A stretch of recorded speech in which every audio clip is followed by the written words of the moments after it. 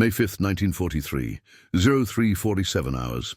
North Atlantic, 200 miles southeast of Greenland. Captain Lieutenant Herbert Neckel's fingers hovered over the Enigma machine's keys inside U-638's cramped radio compartment. The submarine rolled gently in the pre-dawn swell, her diesel engines rumbling as she recharged batteries on the surface. Water dripped from the overhead pipes, pooling on the steel deck plates beneath Neckel's boots.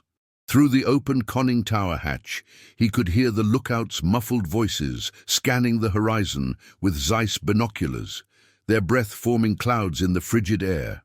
The smell was overwhelming, salt air mixing with diesel fumes, unwashed bodies, rotting food, and the metallic tang of machinery. Neckel had been at sea for 43 days, hunting convoys across the North Atlantic.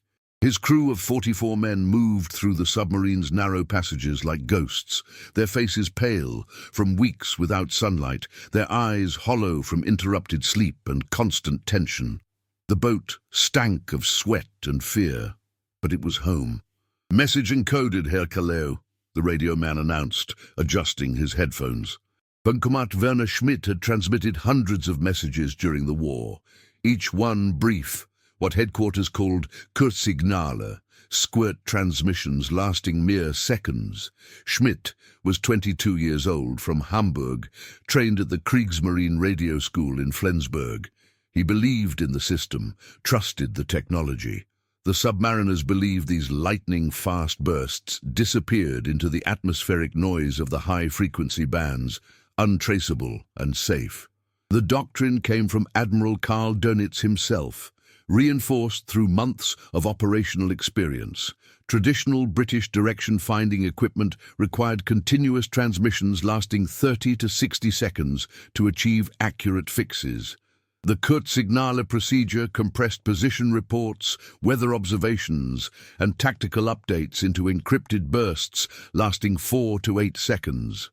German naval intelligence assured submarine commanders that such brief transmissions were effectively invisible to enemy detection. Neckel nodded. "Transmit, report convoy position and our attack status to BDU." The order was routine. Admiral Dönitz demanded constant radio contact with his wolf packs, coordinating attacks on Allied convoys like a conductor leading an orchestra of destruction.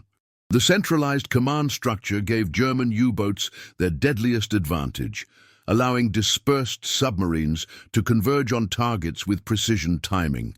But that advantage required radio communication. Schmidt depressed the transmission key at precisely 03:47 hours and 23 seconds. The Telefunken transmitter crackled to life, sending U-638's encrypted position report racing across the dark Atlantic at the speed of light on a frequency of 4,200 kilohertz. The transmission lasted exactly 4 seconds. Schmidt released the key, confident the message had vanished into the atmospheric static that plagued high-frequency radio bands. 400 yards away, aboard the British corvette HMS Loosestrife, leading seaman Thomas Weatherby watched the green lines spike across his cathode ray tube. The oscilloscope display on the Type FH3 high-frequency direction finder glowed in the darkened radio room, its 8-inch circular screen showing a bright green trace pointing directly toward the transmission source. Weatherby was a coal miner's son from Rhondda Valley, trained in the new Huff-Duff technology at HMS Collingwood Radio School. He'd been tracking U-boats for 7 months, and the sight of that glowing line still sent adrenaline coursing through his veins. "Contact!" he barked into the intercom, his Welsh accent sharp with urgency. His fingers worked the bearing dial with practiced speed, bearing 87 degrees relative, strong signal strength, steady trace. The Type FH3 used a crossed-loop antenna system feeding directly into the oscilloscope, eliminating the need for manual antenna rotation. The bearing appeared instantaneously, displayed as a glowing line radiating from the screen's center. Weatherby had fixed U-638's direction in less than 3 seconds. He grabbed the telephone handset connecting him to the bridge. "HF-DF contact, sir. Bearing 087, range unknown, strong signal." On Loosestrife's bridge, Lieutenant Commander Harry Stonehouse received the report with grim satisfaction. This was the sixth U-boat transmission his Huff-Duff operator had detected in the past 4 hours. The Germans were coordinating an attack on convoy ONS-5, and every transmission betrayed their positions. 2 miles to the north, HMS Sunflower's Huff-Duff operator simultaneously caught the same 4-second transmission, bearing 194 degrees relative. Able seaman Patrick O'Brien, an Irish fisherman before the war, marked the bearing on his plotting sheet and telephoned the information to his captain. Within 15 seconds of Schmidt's 4-second transmission, both bearings reached Commander Peter Gretton aboard the destroyer HMS Duncan. Gretton's navigation officer, Lieutenant James Rayner, worked quickly on the convoy escort commander's plotting table. 2 taut strings intersected at a single point, marked in pencil on the chart. The triangulation was perfect. Bearing 087 from Loosestrife and bearing 194 from Sunflower intersected at a position 400 yards northeast of Loosestrife's current location. Rayner measured the range with brass dividers and called out the coordinates. "Target bearing 087, range 400 yards. Gretton's voice exploded through Loosestrife's speaking tubes. Stonehouse jammed the engine room telegraph to full ahead, and the corvette's triple expansion steam engine surged to maximum power. The ship's bow wave rose white in the darkness as she accelerated to 17 knots, turning hard to starboard toward the fix. On U-638's conning tower, Oberleutnant zur See Friedrich Weber scanned the horizon with his binoculars, seeing nothing but dark water and scattered whitecaps. The night was overcast, visibility perhaps 2 miles. The destroyer's screws were completely inaudible over U-638's diesel engines and the wind. Weber never saw HMS Loosestrife until her bow wave appeared 300 yards away, a wall of white foam racing toward them at 17 knots. "Alarm! Destroyer!" Weber screamed, his voice cracking with panic. The conning tower klaxon shrieked through U-638's compartments. Neckel slammed the diving alarm, and men ran to their stations with practiced desperation. The diesel engines cut out, electric motors engaged, main vents opened with explosive hisses as seawater flooded the ballast tanks. U-638 tilted forward, beginning her crash dive. Too late. Neckel never heard the first depth charge hit the water. It detonated at 0352 hours and 18 seconds, 30 meters astern of the diving submarine, 4 minutes and 55 seconds after Schmidt's transmission. The underwater explosion was catastrophic at close range, a hammer blow of compressed water that cracked pressure hull plates and shattered instruments. The second charge detonated directly above U-638's control room. The pressure hull split open like torn paper. Seawater at 3 atmospheres of pressure exploded through the rupture, killing everyone in the forward compartments instantly. The submarine's lights went out. Men screamed in the darkness as the ocean claimed them. U-638 imploded at 180 meters depth at 0354 hours, taking all 44 crew to the bottom. HMS Loosestrife dropped 14 depth charges in the next 6 minutes, ensuring the kill. Oil and debris surfaced at 0358 hours, wooden planks, life jackets, and a growing slick of diesel fuel that spread across the dark water like blood. Stonehouse ordered the searchlights extinguished, and Loosestrife returned to her convoy escort station. Werner Schmidt's 4-second transmission had taken 3 seconds to detect, 12 seconds to triangulate, and 5 minutes to kill. The invisible hunter had struck again. The genesis of the hunter. September 1940, RAF Fighter Command, Sector Control, Biggin Hill, Kent, England. Squadron leader Hugh Dowding stood in the underground operations room watching young Women's Auxiliary Air Force plotters track German bomber formations with startling precision. The circular plotting table measured 12 feet across, marked with a map of southeastern England and the Channel approaches. 3 coloured strings radiated from points marked Forness, Hawkinge, and Pevensey. RAF direction-finding stations spaced 20 miles apart along the Kent coast. The strings intersected at a point labelled Hostile 15+ over Dungeness. A WAF corporal adjusted the string tension as new bearing information arrived via telephone from the coastal stations. The plot updated continuously, showing the German formation's track toward London with remarkable accuracy. 30 seconds from transmission to plot, Dowding observed, checking his stopwatch.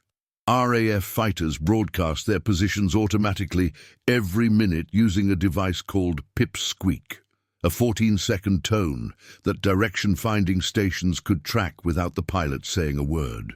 The system had proved invaluable during the Battle of Britain, keeping fighter commands, limited Hurricane and Spitfire squadrons focused on actual enemy positions rather than chasing phantom contacts. The technology was straightforward but effective. Each DF station used rotating loop antennas to find the null point, the direction from which the radio signal disappeared into the antenna's dead zone. An operator turned the loop manually until the signal vanished, then read the bearing from a compass rose. The process took 45 to 75 seconds for a skilled operator. 3 stations triangulating the same transmission could fix its position within a mile. But Dowding's attention was focused on something else, a technical demonstration report from the Admiralty's research team at HMS Osprey, the Royal Navy's anti-submarine school in Portland. A civilian scientist named Robert Watson Watt had adapted his thunderstorm detection equipment, originally designed to locate lightning strikes for aviation safety, to track high-frequency radio transmissions. Watt's breakthrough came from abandoning the mechanical direction-finding loops entirely. Dowding spread the technical drawings across his desk. Instead of rotating antennas, Watt's system used 2 fixed crossed-loop antennas oriented 90 degrees apart. The antenna signals fed into a cathode ray tube oscilloscope, the same phosphor screen display used in radar sets. When a radio transmission occurred, both antennas received the signal at slightly different strengths depending on the transmission's direction. The oscilloscope displayed this difference as a glowing line pointing directly toward the transmission source. The implications were revolutionary. No mechanical rotation, no null seeking, no delay. The bearing appeared instantaneously, literally at the speed of electrons flowing through the cathode ray tube. A trained operator could read the bearing in 2 to 3 seconds. 3 stations triangulating simultaneously could fix a transmitter's position in under 20 seconds. Instantaneous bearing, Dowding repeated, running his finger across the technical specifications. The device's accuracy was remarkable, plus or minus 2 degrees, comparable to the best mechanical direction finders. But speed was everything. Traditional loop antennas missed brief transmissions entirely if the operator wasn't already rotating when the signal occurred. Watt's cathode ray oscilloscope caught every transmission, no matter how brief. The report included trial results from HMS Scarborough, a destroyer equipped with a prototype Type FH-1 high-frequency direction finder. During exercises in the western approaches, Scarborough had tracked simulated U-boat transmissions lasting as little as 3 seconds, achieving bearing accuracy within 3 degrees. The submarine captains participating in the exercise had been shocked. They'd assumed their brief transmissions were undetectable. For naval warfare, the implications were staggering. German U-boats communicated constantly with headquarters, coordinating wolf-pack attacks through streams of encrypted radio messages. Dönitz's entire tactical doctrine depended on centralized command and control, with submarines reporting their positions, fuel states, and attack plans multiple times daily. If the Royal Navy could track those transmissions in real time, the entire German submarine campaign became vulnerable. Dowding reached for the secure telephone connecting him to Admiral Sir Percy Noble, Commander-in-Chief, Western Approaches. The conversation lasted 12 minutes. By its conclusion, the Admiralty had authorized immediate production of 500 Type FH-3 high-frequency direction finders to be installed aboard every convoy escort vessel and at shore stations ringing the North Atlantic. The Invisible Hunter was born. The Fatal Confidence. February 1942. Naval U-Boat Headquarters, Lorient, France. Befehlshaber der Unterseeboote Admiral Dönitz studied the operations map covering his office wall, red pins marking his U-boat fleet's positions across the Atlantic. 100 operational boats, with more coming online weekly from German shipyards in Hamburg, Kiel, Bremen and Danzig. His Rudel tactic, Wolfpack tactics, was bleeding Allied shipping white, sinking merchant vessels faster than British and American shipyards could replace them. The numbers told the story. January 1942, 50 merchant ships sunk, totaling 276,795 tons. February, 63 ships, 384,290 tons. The curve was climbing steeply. At this rate, Britain would be starved into submission within 18 months. Kapitän zur See Eberhard Gott, Dönitz's chief of staff, entered carrying intercept reports from the B-Dienst radio intelligence service. The Beobachtungsdienst operated listening stations from Norway to France, intercepting and decrypting Allied naval communications. The British are still using naval cipher number 3 for convoy routing signals, Gott reported, laying the decoded messages on Dönitz's desk. We continue reading their dispositions in near real time. The decoded messages revealed everything: convoy departure times, routes, speeds, escort compositions. Dönitz's staff plotted Allied convoy movements 4 to 6 days in advance, positioning wolf packs across the convoy's projected tracks like spider webs waiting for flies. The intelligence advantage was decisive. Dönitz smiled grimly. The Kriegsmarine's Enigma cipher remained unbroken. He was absolutely certain of this. His technical staff had assured him that the 4-rotor Enigma M4, introduced in February 1942, was mathematically unbreakable. British code breakers at Bletchley Park had been reading 3-rotor Enigma traffic during 1941, but the new 4-rotor system had blinded them again. German submarine communications were secure. His boats transmitted constantly, coordinating attacks, reporting weather observations, updating headquarters on fuel and torpedo status. Radio communication enabled Dönitz's centralized command structure, allowing him to direct submarine operations from his headquarters bunker like chess pieces on a board. Some of his more cautious commanders worried about British direction-finding capabilities. Korvettenkapitän Adelbert Schnee, commander of U-201, had raised concerns during his last patrol debriefing. Herr Admiral, my radio officer believes the British may have developed improved direction-finding equipment, Schnee reported. We transmitted a brief position report north of the Azores, and within 30 minutes a destroyer appeared on that exact bearing. Dönitz dismissed the concern. The short signal procedure protects us, he declared, tapping the transmission protocol manual. The Kurzsignale system compressed position reports into 4-second bursts of encrypted code. British direction-finding equipment requires continuous transmissions lasting at least 30 seconds to achieve accurate fixes. His technical staff had tested the assumption repeatedly. German engineers used captured British direction-finding equipment to measure fixed times. The results confirmed that mechanical loop antennas needed sustained transmissions to complete their rotation cycle and find the null point. The mathematics seemed ironclad. A loop antenna rotating at 6 revolutions per minute needed at least 10 seconds to complete a rotation. Finding a precise null required multiple rotations, 30 to 60 seconds minimum. 4-second transmissions should be completely immune to detection. What Dönitz didn't know, what German naval intelligence never discovered despite 4 years of war, was that the British had abandoned loop antennas 18 months earlier. Every Royal Navy escort vessel rolling off British shipyards now carried a Type FH-3 high-frequency direction finder with instantaneous cathode ray tube displays. The technology bore no resemblance to the mechanical loop systems German engineers had tested. Shore stations from St. John's, Newfoundland, to Halifax, Nova Scotia, to Reykjavik, Iceland, to the Orkney Islands, Scotland, formed an interlocking web of HF-DF coverage across the North Atlantic. Canadian and American stations covered the western approaches, British stations the eastern approaches, with overlapping coverage across the central Atlantic. The network could triangulate a 4-second transmission before the U-boat's transmitter key returned to its resting position. German submariners called their radio the Funkgerät, the radio device.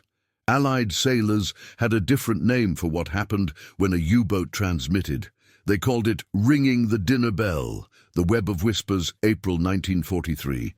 Western Approaches Command, Liverpool, England. Admiral Sir Max Horton stood before the massive Atlantic plot in Western Approaches Command's underground operations room, watching Wren plotters update U-boat positions with colored markers. The plot measured 40 feet across, covering the entire North Atlantic from the American seaboard to the western approaches. Each colored marker represented a HF-DF fix from the network of listening stations. Red markers indicated fixes less than 6 hours old, fresh contacts, reliable positions. Orange markers represented fixes 6 to 12 hours old, still useful for convoy routing. Yellow markers showed fixes 12 to 24 hours old, historical data marking U-boat patrol areas.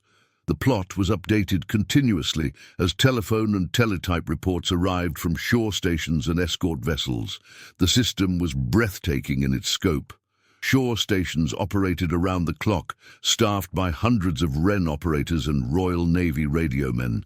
Each station monitored the high-frequency bands from 3,000 to 6,000 kilohertz, the frequencies German U-boats used for long-range communication. When a transmission occurred, operators noted the bearing, signal strength, and time, then telephoned the information to plotting rooms in Ottawa, Washington, and Liverpool. Triangulation required at least 2 bearings, preferably 3 or more. A single bearing established direction, but not range. 2 bearings intersecting created a fix. 3 or more bearings created a cocked hat, a small triangle of position uncertainty. The more bearings, the more accurate the fix. The geometry was elegant.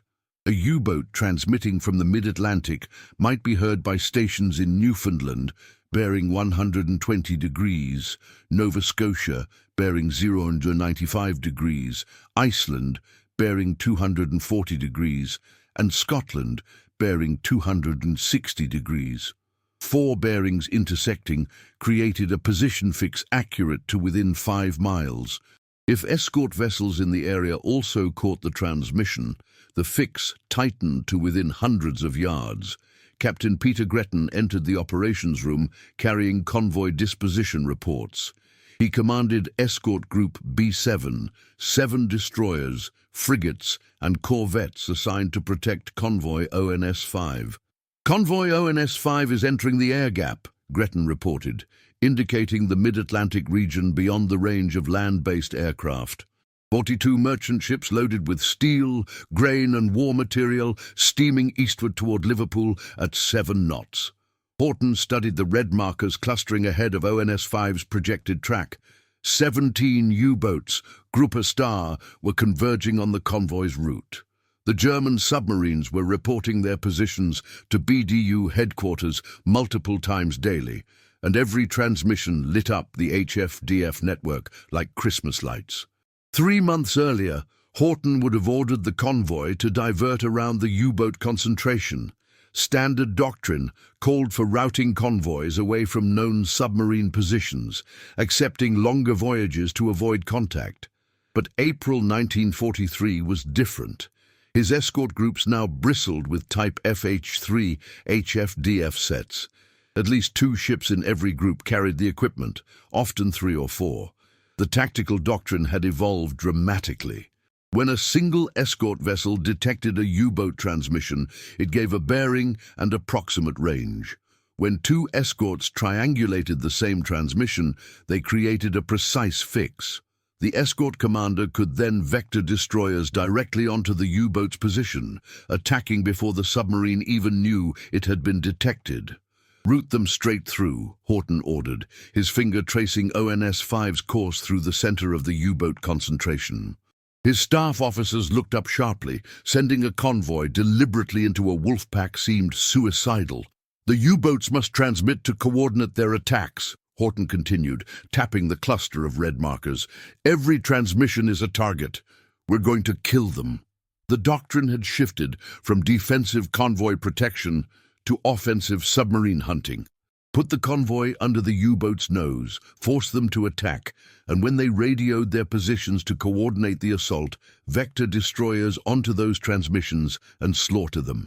Turn the Germans' greatest tactical advantage, centralized radio command, into a fatal vulnerability. The German submariners never suspected that their most essential tool had become their executioner. Every 4-second position report was a death sentence waiting to execute. The hunters become hunted. May 1st, 1943, North Atlantic Convoy, ONS-5. Kapitän-Leutnant Rolf Struckmeyer stood on U-650's conning tower, scanning the grey Atlantic through Zeiss binoculars. The submarine rolled gently in a 3-meter swell, her diesel engines chugging at economical cruise speed. 38 days at sea, hunting the convoy lanes between Newfoundland and Iceland. At 14:35 hours, his starboard lookout spotted smoke on the horizon, multiple columns indicating a large convoy. Struckmeyer swung his binoculars toward the contact. "Count 40 contacts, possibly more," he called down the voice pipe to the control room. Convoy ONS-5, exactly where BDU headquarters had predicted. "Prepare contact report for transmission," Struckmeyer ordered. His radioman, Oberbootsman Heinz Koch, encoded the message using the 4-rotor Enigma M4. The encrypted signal contained convoy course, speed, composition, and U-650's position. Koch's fingers moved across the transmission key at 14:49 hours, sending the 4-second burst toward BDU headquarters in Lorient. 2 miles away aboard HMS Tay, leading telegraphist Ronald Baker's cathode ray oscilloscope flashed green. "HFDF contact," he announced, reading the bearing off the screen. 035 degrees, strong signal. Commander Robert Sherwood, commanding Escort Group B7, received the report within seconds. Sherwood didn't have a second bearing for triangulation. Only HMS Tay carried Huff-Duff in this sector, but bearing 035 and strong signal strength suggested range under 5 miles. He ordered HMS Tay to turn onto the bearing at full speed. Struckmeyer was still watching the convoy through his binoculars when his lookouts shouted, "Destroyer!" HMS Tay appeared 3 miles away, her bow wave white against the grey sea, turning directly toward U-650. Struckmeyer hit the diving alarm without hesitation. U-650 crash-dived in 58 seconds, reaching 40 meters depth as HMS Tay passed overhead. The destroyer dropped a pattern of 10 depth charges, but Struckmeyer took his boat deep, 180 meters, and crept away at silent running speed. He escaped, but the encounter shook him. How had the destroyer appeared exactly on his bearing within minutes of transmission? That night, 17 more U-boats received U-650's contact report and began converging on ONS-5's position. Gruppe Fink and Gruppe Amsel, Star Group and Blackbird Group, were forming for a coordinated attack. By May 4th, 30 submarines surrounded the convoy in a loose cordon stretching 20 miles across. Admiral Dönitz was orchestrating the battle from Kerneval, transmitting tactical directives every few hours. "All boats attack at dusk. Concentrate from ahead. Report torpedo expenditure immediately." The radio traffic was incessant. Every boat acknowledged orders, reported position changes, requested clarification. The encrypted messages filled the high-frequency bands. In HMS Tay's radio room, Baker was tracking 15 simultaneous contacts. His plotting sheet looked like a spider web, with bearings radiating in all directions. HMS Duncan and HMS Loosestrife were also transmitting fixes. The escort commander's plotting table showed red circles marking estimated U-boat positions all around the convoy.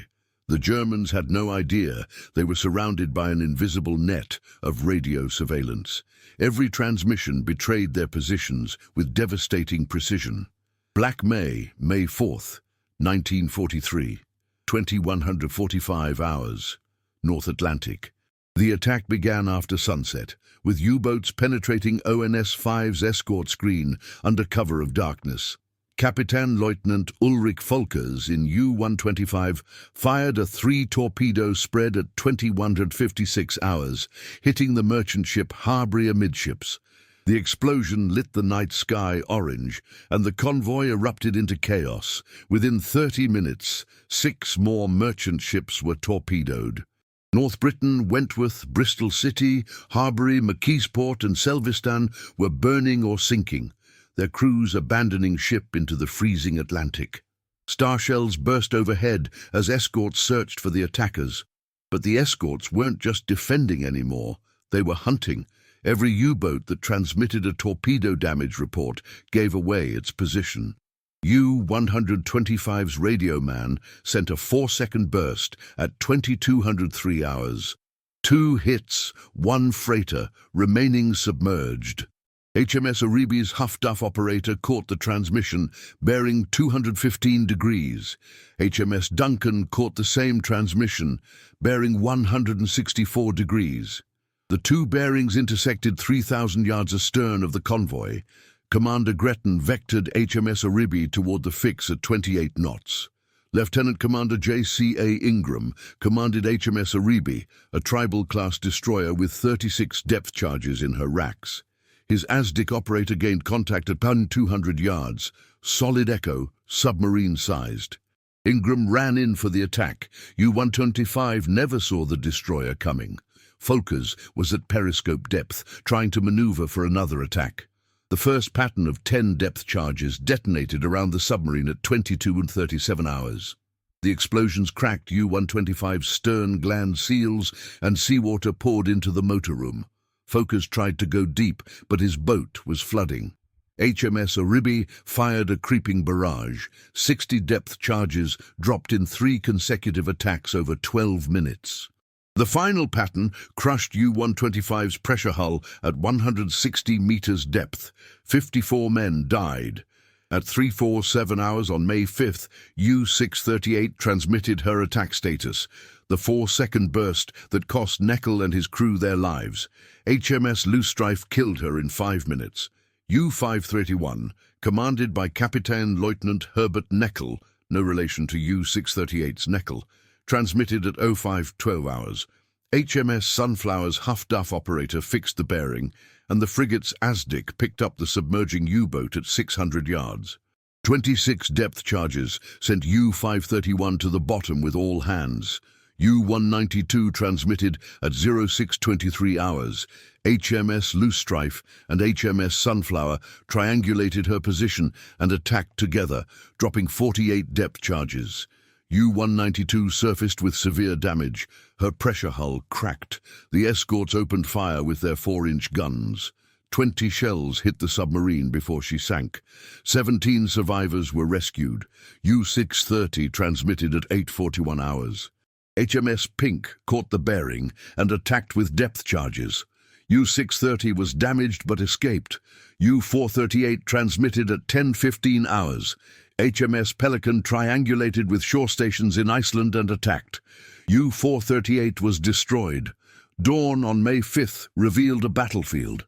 12 merchant ships from ONS-5 were sunk or burning, but 6 U-boats lay on the bottom, and 8 more had suffered damage, forcing them to abort their patrols and limp back to France. The exchange rate was unprecedented. Traditionally, wolf packs lost 1 boat for every 10 merchant ships sunk. ONS-5's ratio was nearly 1-to-1. The Unseen Killer, May 15th, 1943. North Atlantic, convoy HX-239. The slaughter continued throughout May as convoys pushed eastward toward Britain. Every engagement followed the same pattern. U-boats converged, transmitted tactical updates, and died. Convoy SC-130 fought through a concentration of 33 U-boats between May 15th and May 20th. The convoy lost 0 merchant ships. 5 attacking U-boats were destroyed, 3 by direct HF-DF vectoring. U-954, commanded by Captain Lieutenant Odo Love, transmitted a contact report at 0234 hours on May 19th. HMS Jed and HMS Spey triangulated the transmission and attacked together. U-954 was destroyed with all hands. U-209 transmitted at 1456 hours on May 19th. HMS Sennen caught the bearing, gained ASTIC contact, and attacked. U-209 was forced to surface after severe depth charge damage. Her crew scuttled the boat and were taken prisoner. U-273 made the mistake of transmitting a weather report at 0812 hours on May 20th. HMS Ware and HMS Jed triangulated her position and attacked. U-273 was destroyed. The statistics were devastating. 41 U-boats sunk in May 1943. 600 trained submariners dead. Dönitz had operational strength of 207 U-boats at the start of May. By month's end, he'd lost 20% of his attacking force. More critically, the kill-to-loss ratio had inverted catastrophically. In 1942, German U-boats sank 6 million tons of Allied shipping at a cost of 87 U-boats, a ratio of 69,000 tons sunk per U-boat lost. In May 1943, U-boats sank 264,000 tons at a cost of 41 boats, a ratio of 6,400 tons per boat lost. The exchange rate had collapsed by a factor of 10. British and American submariners calculated that operational losses exceeding 30% were unsustainable. May 1943's 41 boats lost from a pool of 120 operational boats represented 34% losses. The U-boat force was being annihilated. On May 24th, Admiral Dönitz made the only decision possible. Signal from BDU to all boats. Withdraw from North Atlantic convoy routes. Proceed to southwest approaches and African coast. The wolf packs scattered, their radio silence finally enforced. But the silence came too late. The invisible hunter, high-frequency direction finding, Huff-Duff, HF-DF, had broken the back of Germany's submarine campaign.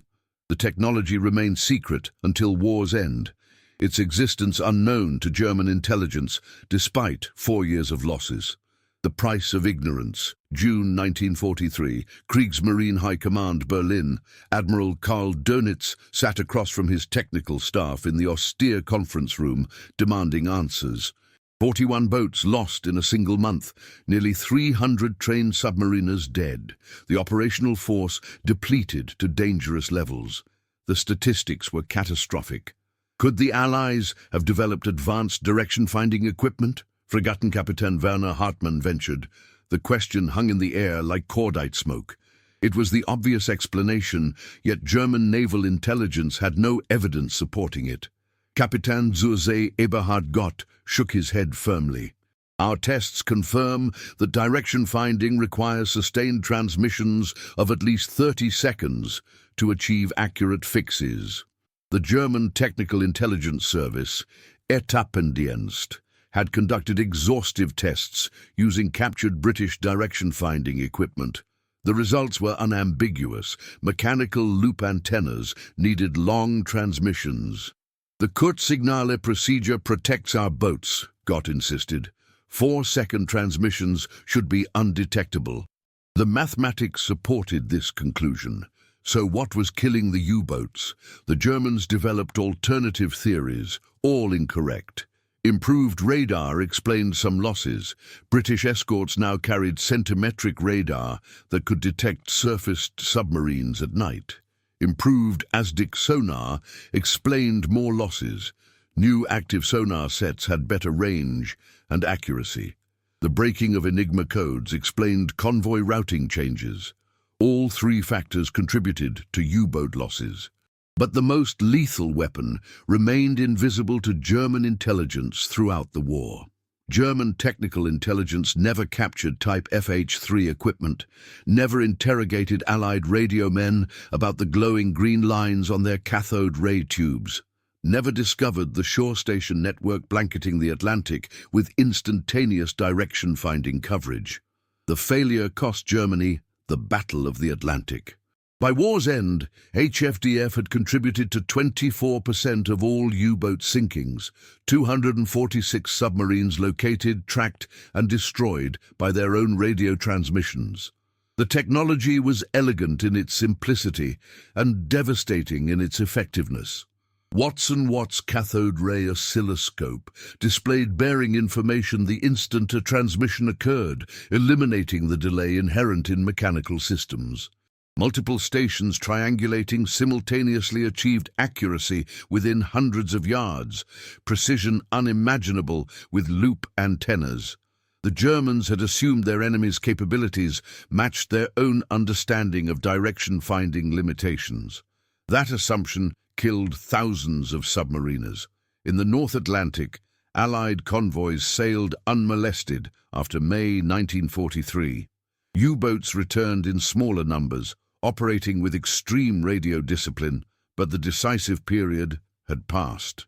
Germany's last chance to strangle Britain into submission had died in the cold waters of Black May, betrayed not solely by code-breaking or radar, but by a glowing green line on a cathode ray tube that appeared in 3 seconds and killed in 5 minutes. The submariners had thought atmospheric noise hid their transmissions in the high-frequency static. Instead, every burst of radio energy became a beacon, guiding their executioners directly to their position with surgical precision. The invisible hunter had won the war's most crucial campaign, and the Germans never knew what killed them.